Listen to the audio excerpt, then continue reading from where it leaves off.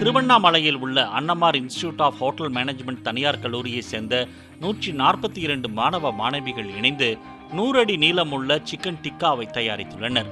முந்தைய சாதனையான 20 அடி சிக்கன் டிக்காவை பின்னுக்கு தள்ளிய 100 அடி சிக்கன் டிக்கா கலாம் உலக சாதனை புத்தகத்தில் இடம் பிடித்தது.